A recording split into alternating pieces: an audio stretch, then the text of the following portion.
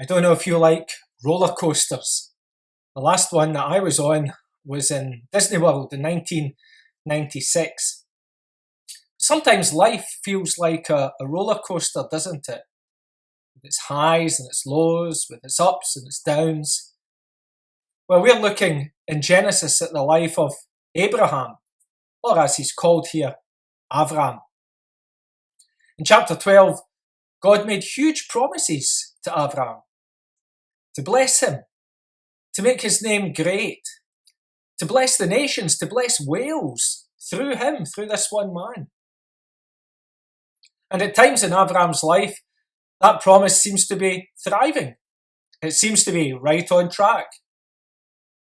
But at other times, it seems to be threatened.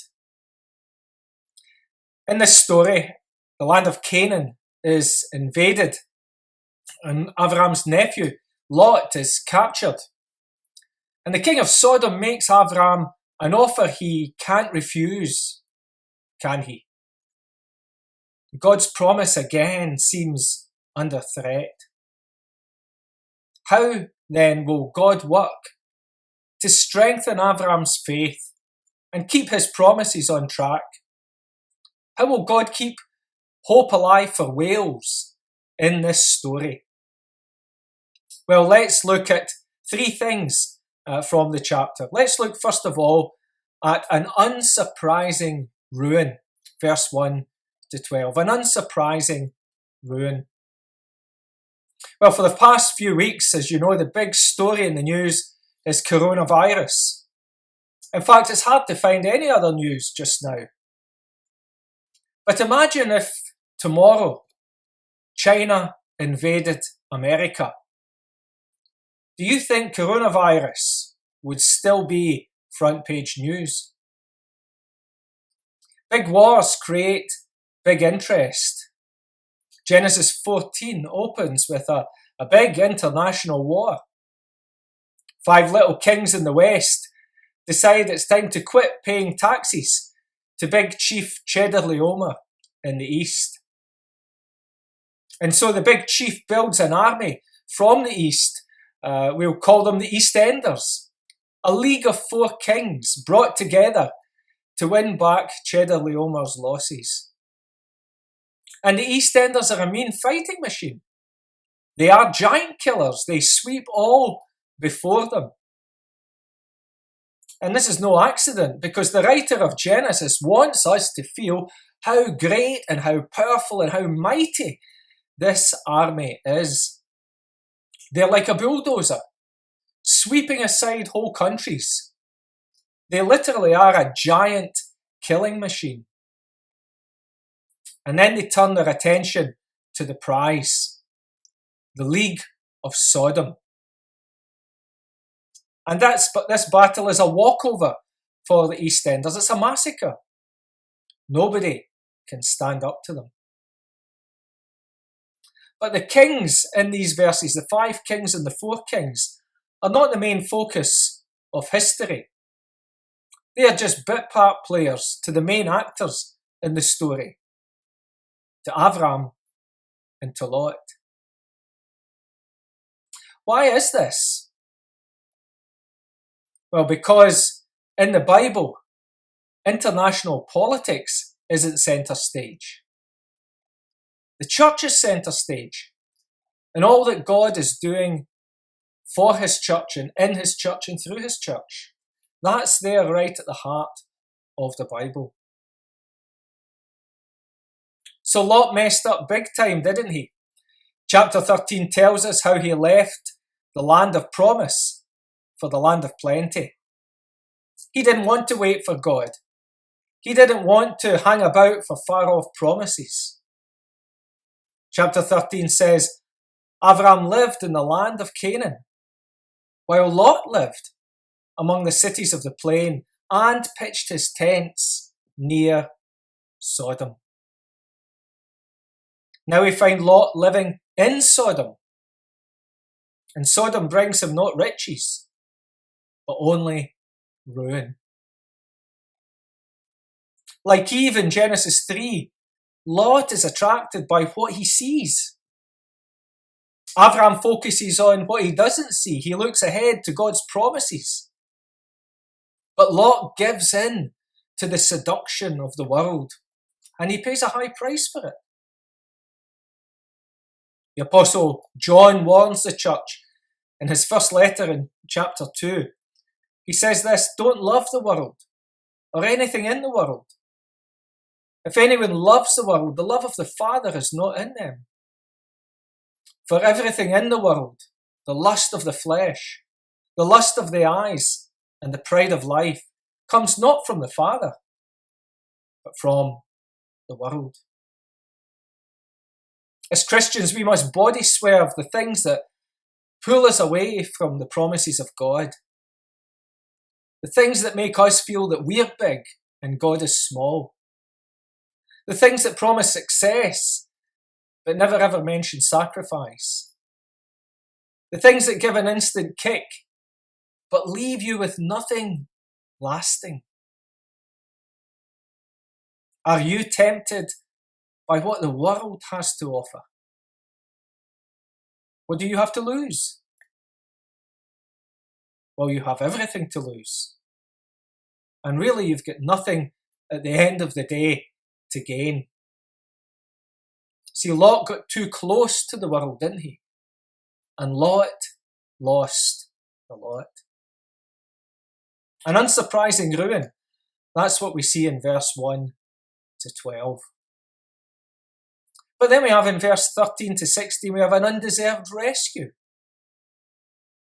You know, if you were given a choice, what would you do? Would you live in the land of promise? Or would you move to the land of plenty? Would you stick with God, knowing that you have to wait, make sacrifices? Or would you look for an instant fix now? For an answer to all your problems now? This is what Lot does in chapter 13. He leaves the land of promise for the land of plenty. He leaves the man of faith for the man of folly. He gets the first choice, yes, but it's not the best choice, is it? And now he's lost everything. Abraham could just have said, well, he had it coming, didn't he? A fool and his money soon parted. But look and see how Abraham is moved by love and loyalty, verse 14, for his undeserving nephew. And he sets off on a rescue mission, doesn't he? Now you might say, well, Abraham, you're crazy. Imagine taking on a huge army with 318 soldiers. You can just imagine Abraham counting them. 299, 300, any more? Another 18. 318 soldiers. We know the precise amount.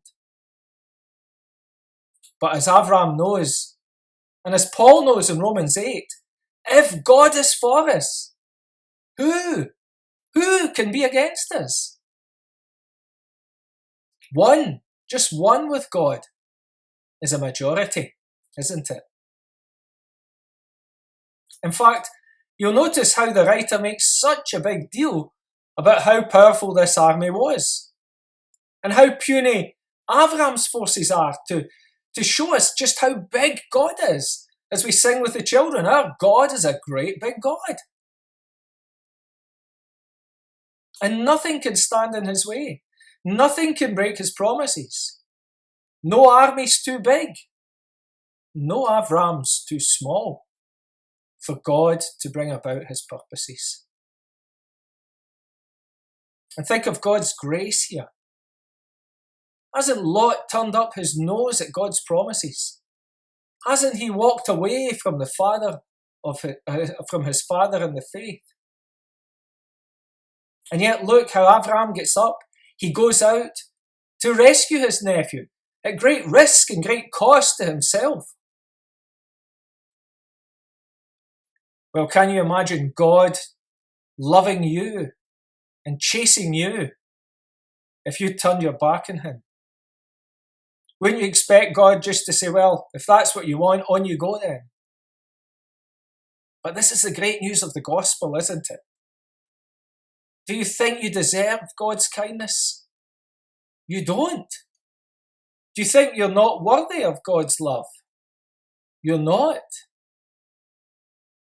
But despite that, God sends His Son to suffer and to die and to rescue people who have turned their back on Him.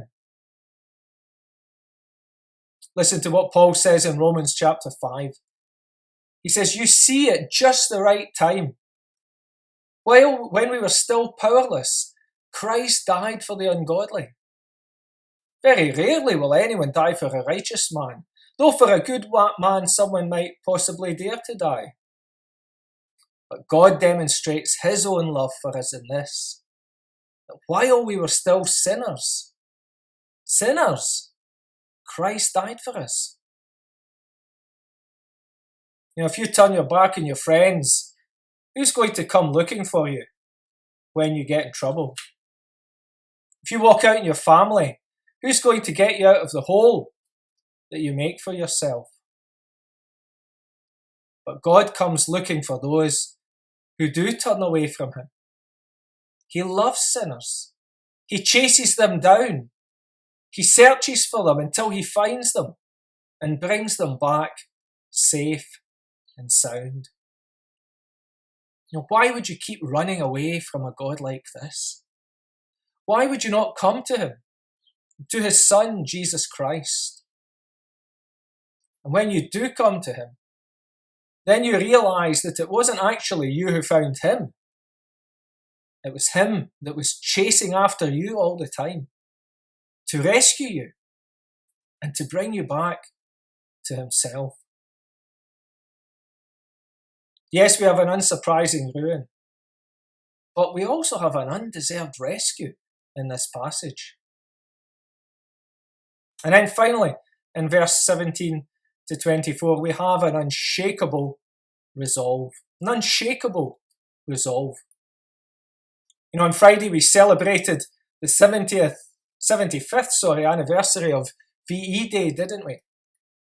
And we saw people out in the street and celebrating, and lots of decorations outside of their house and food and drink. All those battles were over in VE Day, weren't they? And victory was won. Now, Avram has fought a huge battle against Chedorlaomer. But the biggest battle is still to come. We can't get the flags and the bunting out yet. It's a bit too soon for that. For now we come to the main point of the story. Here is Avram, flushed with victory. How will he handle it? Will he let it get to his head? Will he start to feel he's a bit too big for his boots? Perhaps there's no greater test of our character than how we handle success, than how we act when things are going well for us.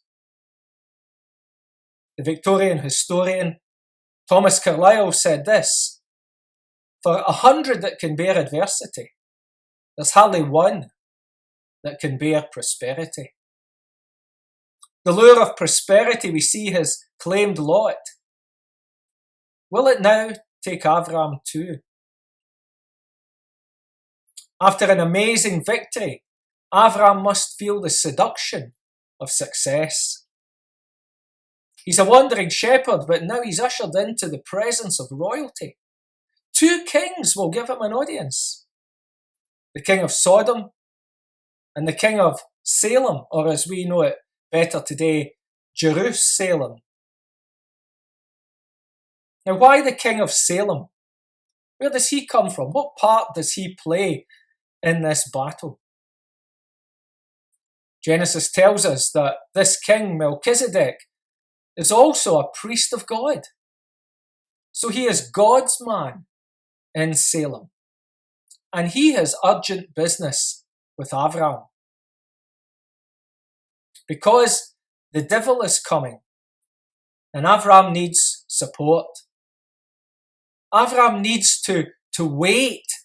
At this moment of success, he needs to wait for God's promises and not be tempted by instant riches, not to try to make the promises real by his own riches, his own wealth, his own power. Avram needs to trust God and not the things that his eyes now see in front of him. The king of Salem is a faithful priest. He ministers to Avram. He says, look, here's some bread and wine, something to refresh you. You can imagine Avram's exhausted after this long battle, chasing the army away up beyond Damascus and then coming back again. But he comes back and here's Melchizedek. He's got food and drink to refresh Avram. And he's singing God's praises and he's claiming God's promises. And he puts Avram's success into perspective, doesn't he? He says, verse 20, praise be to God Most High, who delivered your enemies into your hand. It was God who won the victory, Melchizedek says. Don't forget it, Avram. So when the seed of Satan comes to tempt Avram with riches, give me the people, but you keep the plunder, he says. Avram knows what to do. And that is give God the glory and to hell with the king of Sodom. If Avram has to be blessed, then Avram knows it's the Lord who will do it, not the king of Sodom. Avram will take no shortcuts to what God has promised him. Now, thank God, we too have a faithful high priest. Hebrews 7 says Jesus is a priest in the order of Melchizedek. In those days when we feel very low after battle, when we feel we need a bit of refreshment, when we need the perspective of God's word, he is there for us. And when we turn to Jesus, we experience all the blessings and promises of the gospel. He shows us what it means to wait and to trust God. And only he will give us what we need to resist the devil when he surely comes knocking at our door. Fanny Crosby was born in 1820 near New York, and she was a lady. She lived till almost 95, but she was blind from birth. And as a blind lady, she wrote some amazing hymns. One day, Fanny was talking to one of her neighbours, and this neighbour was complaining about his poverty, how poor he was. If only I had wealth, he said, I'd do what I want. People then would sit up and take notice of me. I would be somebody. Well, Fanny was unimpressed. She says, well, take the world, but give me Jesus. And she went away after that conversation and she sat down and she wrote a hymn. And you know what the first line of the hymn was? Take the world, but give me Jesus. And isn't this what Avram says? Having been in the presence of the king of Salem, and now listening to the enticing, attractive words of the offer of the king of Sodom, Avram says, take the world, take it, but give me Jesus. But Avram said, verse 20, to the king of Sodom, with raised hand I have sworn an oath to the Lord, God Most High, creator of heaven and earth, that I will accept nothing belonging to you, not even a thread or the strap of a sandal, so that you will never be able to say, I made Avram rich, so that you will never be able to claim credit for what God has done in my life. Isn't it an unshakable resolve in Avram's part? These are the words of faith. Avram's faith, our faith, Christian faith. Take the world, but give me Jesus. I wonder, what will it be for you? The world, with all it has to offer, its fame, its riches, its wisdom, its applause, its love, or Jesus and the promises of God? Well, if you feel God calling you to Jesus, then come to him. Turn your back on the world's empty offers and follow Jesus. Like Avram, set out on your journey. Keep your eyes on the promises of God. And as you travel through life, may your words be Avram's words. Take the world, take it, but give me Jesus.